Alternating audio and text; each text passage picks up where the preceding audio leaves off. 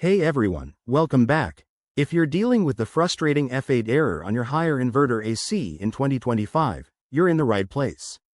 This error often signals a communication issue between the indoor and outdoor units, or maybe a sensor problem. Don't panic, it's usually fixable with a few simple steps. I'm here to guide you through it quickly and safely, so you can get your AC cooling again in no time. First things first, safety is key. Before you start, make sure to turn off the AC unit and unplug it from the power source to avoid any electrical risks. Once that's done, let's troubleshoot. Step 1. Check for any visible issues. Inspect the outdoor unit for loose wires, debris, or blockages. Dust and dirt can cause sensors to malfunction, so grab a soft brush or cloth and gently clean around the area. Next, perform a reset.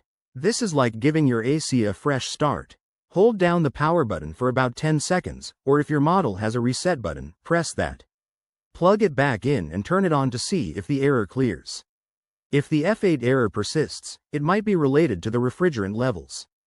Don't try to handle that yourself. Refrigerant is a job for professionals, as improper handling can be dangerous.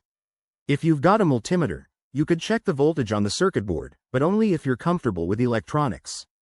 Otherwise, skip this and call a certified technician. Remember, attempting complex repairs without expertise could void your warranty. There you have it, a straightforward guide to tackling the F8 error. If these steps work, great. If not, it's time to get expert help. Thanks for watching, and if this video helped, hit that like button and subscribe for more home repair tips. Stay cool, and I'll see you in the next one.